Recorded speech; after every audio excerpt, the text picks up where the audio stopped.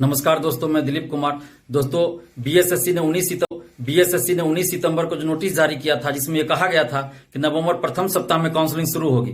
तो आज नवंबर प्रथम सप्ताह समाप्त हो रहा है। तिथि घोषित नहीं की है, तो ये बीएसएससी ने छात्रों को गुमराह करने का काम किया है और इसलिए हम लोग को फिर से एक बार बड़े छात्र आकर जल्द से जल्द फाइनल रिजल्ट प्रकाशित करें, नहीं तो फिर ये बहाली 2022 अंत तक चली जाएगी। तो अब आप लोगों को फिर से एकजुट होना पड़ेगा और जो एकजुटता आपने 23 सितंबर के छात्र महाआंदोलन में दिखाई थी, वही एकजुटता एक बार फिर से दिखाइए। संख्या उससे कम से कम 10 गुना ज्यादा दिखानी है और सर्वसम्मति से ये फैसला लिया गया है अब कि 15 नवंबर को हम लोग फिर से छात्र महाआंदोलन करेंगे। 15 नवंबर को 10:30 बजे गर्दनी बाग धरना स्थल पे छात्र महाआंदोलन शुरू होगा, जो दिन भर चलेगा। आप लोग 15 नवंबर को 10:30 बजे गर्दनी बाग धरना स्थल आइए और संख्या वहां पे जितनी होगी उसके अनुसार हम लोग काम करेंगे। जैसी संख्या होगी वहां आपस में विचार विमर्श करके आप सभी से विचार किया जाएगा और सर्वसम्मति अगर होगी तो हम लोग गर्दनी बाग से फिर बीएसएससी ऑफिस भी जा सकते हैं। तो इसका फैसला हम लोग को गर्दनी बाग में ही करना होगा, ऑन द स्पॉट, यानी कि फेस टू फेस हम लोग सभी लोग वहां बात करेंगे और जो संख्या होगी, जितनी संख्या होगी उसके अनुसार हम लोग काम करेंगे। तो सबसे पहले आप लोग 15 नवंबर को 10:30 बजे तक गर्दनी बाग धरना स्थल आइए और पूरी एकजुटता का परिचय दीजिए। और बीएसएससी के सचिव अध्यक्ष महोदय से हम कहना चाहते हैं और आग्रह भी कर रहे हैं कि आपने खुद ये नोटिस जारी किया था कि नवंबर प्रथम सप्ताह में काउंसलिंग शुरू होगी, तो आपने फिर काउंसलिंग शुरू क्यों नहीं करवाया और अभी तक आपने काउंसलिंग की तिथि भी घोषित नहीं किया। आप खुद सोचिए कि आप परिवार वालों से, रिश्तेदारों से, सगे संबंधित दोस्तों से नजर कैसे मिला पाते होइएगा आप लोग। उनके मन में भी आपके प्रति बहुत नकारात्मक विचार होगा, बहुत पीड़ादायक कहिए या जो कहिए, बहुत मतलब हीन भावना होगी उन लोगों के मन में कि ये लोग अध्यक्ष और सचिव के पद पे बैठे हैं फिर भी झूठ पे झूठ बोलते हैं। तो आप कम से कम उन लोगों का भी तो ख्याल रखिए कि आपके प्रति वो लोग कितना हीन भावना रखते होंगे, कितना गलत सोचते होंगे। और आप इतने बड़े पद पे हैं तो पद की गरिमा का भी ख्याल रखिए। आप बीएसएससी को भी आप कलंकित कर रहे हैं, खुद को कलंकित कर रहे हैं, तो कम से कम अपनी छवि को धूमिल मत कीजिए ना। बार बार आप लोग झूठ पे झूठ बोल रहे हैं। तो हम आपसे आग्रह कर रहे हैं, पुनः आग्रह कर रहे हैं कि आप जल्द से जल्द काउंसलिंग की तिथि घोषित कर दीजिए और काउंसलिंग के लिए रैंक लिस्ट, काउंसलिंग लिस्ट घोषित कीजिए। और काउंसलिंग के लिए आप सीट से कम 2 से 2.5 गुना ज्यादा अभ्यर्थियों को बुलाइए, क्योंकि ये बहाली 7.5 साल पहले की है और इन 7.5 सालों में हजारों अभ्यर्थी होंगे जो कहीं ना कहीं जॉब में चले गए होंगे और उनको अगर वहां से अच्छा पद यहां नहीं मिलेगा तो वो लोग ज्वाइन नहीं करेंगे, या हो सकता है बहुत सारे ऐसे अभ्यर्थी होंगे जो काउंसलिंग में आएंगे ही नहीं।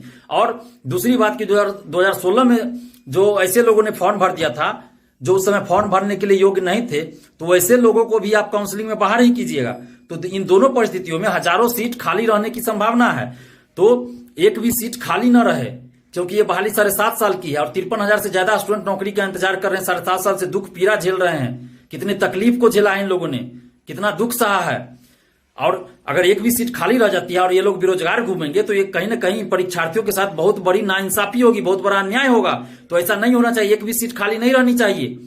इसलिए आपको सीट से कम 2 से 2.5 गुना ज्यादा परीक्षार्थियों को काउंसलिंग में बुलाना चाहिए। और काउंसलिंग में बुलाने का मतलब ये तो नहीं है कि आप सबको जॉब दे रहे हैं, ये तो सभी लोग जानते हैं कि काउंसलिंग में बुलाने का मतलब ही नहीं है कि सबको जॉब दे रहे हैं। जॉब तो उतने ही लोगों को दीजिएगा ना जितना सीट पे वैकेंसी आई थी। तो आपको काउंसलिंग में बुलाने में क्या दिक्कत है? और आप जो कह रहे हैं कि सीट खाली रह जाएगा तो फिर हम काउंसलिंग करवा लेंगे, तो आप ये बहाली 2022-23 तक ले जाइएगा क्या? बार बार आप काउंसलिंग करवाइएगा?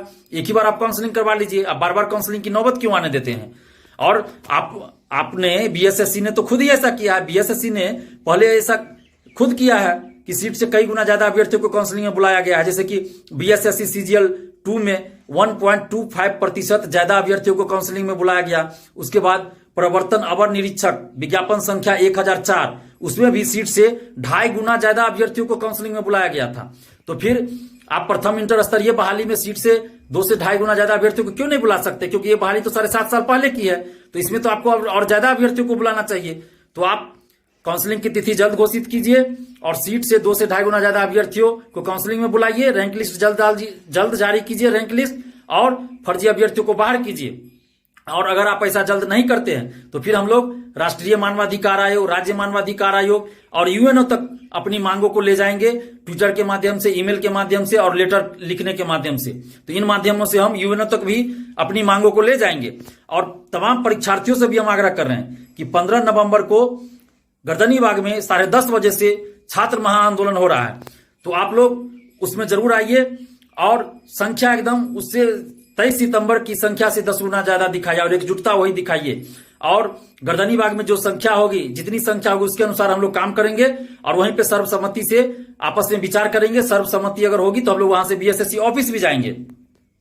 और बीएसएससी के सचिव अध्यक्ष महोदय से हम ये कहना चाह रहे हैं कि आप छात्रों के आक्रोश को समझिए, उनके गुस्से को समझिए कि 7.5 साल से ये लोग कितना दुख तकलीफ झेल रहे हैं। बिहार के छात्र बहुत गुस्से में हैं, ये कुछ भी कर सकते हैं, ये मरने मारने को तैयार है, मर मिटने को तैयार है, ये कुछ भी करने को अब तैयार हैं। ये लोग बहुत बर्दाश्त किया, अब इन लोग बर्दाश्त नहीं कर रहे हैं, धैर्य की सीमा इनकी समाप्त हो चुकी है, बहुत गुस्से में है ये लोग, ये किसी के रोकने से अब नहीं रुकेंगे, कुछ भी करने को तैयार है ये लोग। तो प्लीज आप ऐसी नौबत मत आने दीजिए। छात्रों के आक्रोश को आप समझिए, गुस्से को समझिए और जल्द से जल्द काउंसलिंग की तिथि आप घोषित कीजिए, अन्यथा ये छात्र अब कुछ भी कर सकते हैं। और तमाम परीक्षार्थियों से भी हम आग्रह कर रहे हैं, बिहार के समस्त छात्र छात्राओं से आग्रह कर रहे हैं कि आप लोग पूरी तरह एकजुट हो जाइए और एकजुट होकर 15 नवंबर के छात्र महाआंदोलन में शामिल होइए। 10:30 बजे गर्दनी बाग धरना स्थल पे पहुंचिए और अभी से आप लोग जिस जिला में हैं व्हाट्सएप ग्रुप बनाइए और स्टूडेंट्स को जोड़िए और कोशिश कीजिए कि 15 नवंबर को आप अपने साथ 10, 20, 50, 100 जितना हो सके ज्यादा से ज्यादा छात्रों को लेकर आइए और एक साथ अपने जिला से आप आइए और अभी से आप छात्रों को एकजुट करना अपने स्तर से आप शुरू कर दीजिए। और अगर आपकी कोई शिकायत हो हमसे तो वो भी बता सकते हैं, अगर कोई सलाह देना हो, सुझाव देना हो तो वो भी आप दीजिए। आप लोग का मोस्ट वेलकम है।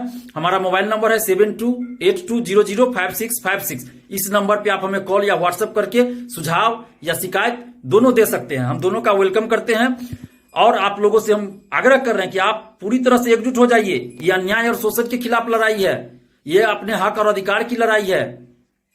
अगर आप अभी नहीं लड़िएगा तो कल को आने वाला भविष्य आपसे सवाल करेगा कि जब इतना अन्याय और शोषण हो रहा था तो आप चुप क्यों थे। तो अगर आप आंदोलन में आते हैं तो आप कम से कम इतना कह सकते हैं कि हम लड़ रहे थे, आंदोलन में शामिल हो रहे थे, अन्याय और शोषण के खिलाफ हम आवाज उठा रहे थे। तो आप लोग एकजुट होइए और ये वर्तमान और भविष्य की लड़ाई है, इसको मामूली मत समझिए, क्योंकि ये इतना बड़ा अन्याय हो रहा है। अगर हम चुप बैठे तो ये कहीं ना कहीं हम भी अपराधी हो जाएंगे, क्योंकि अपराध सहना भी एक बहुत बड़ा अपराध होता है। तो हम लोग को अपराधी नहीं बनना है, अपराध का विरोध करना है। 7.5 साल में एक बहाली पूरा नहीं होना ये बहुत बड़ा अपराध होता है। तो इसलिए आप लोग एकजुट होइए और एकजुट होकर विरोध कीजिए। और हर जगह सोशल साइट्स, फेसबुक जो भी है सोशल साइट्स, चाहे वो फेसबुक हो, ट्विटर हो, यूट्यूब हो, इंस्टाग्राम हो, व्हाट्सएप, टेलीग्राम, हर जगह आप विरोध कीजिए और मैसेज को फॉरवर्ड कीजिए, शेयर कीजिए, पोस्ट कीजिए और सरकार से, आयोग से मांग कीजिए कि जल्द से जल्द ये बहाली पूरी हो और जल्द से जल्द काउंसलिंग हो, जल्द से जल्द काउंसलिंग की तिथि घोषित हो। और आप लोग एकजुट होकर 15 नवंबर को 10:30 बजे गर्दनी बाग धरना स्थल पहुंचिए और वहां से हम लोग फिर विचार करेंगे और संख्या जैसी होगी वैसा काम करेंगे। हो सकता है तो बीएसएससी ऑफिस भी चलेंगे, लेकिन आप लोग को आना है गर्दनी बाग धरना स्थल 10:30 बजे और हम लोग जोरदार आंदोलन करेंगे और वो आवाज सरकार तक, आयोग तक पहुंचेगी और कोई ना कोई फैसला जरूर होगा। तो आप लोग एकजुट हो जाइए और एकजुट होकर 15 नवंबर को 10:30 बजे गर्दनी बाग धरना स्थल पहुंचिए। धन्यवाद, जय हिंद।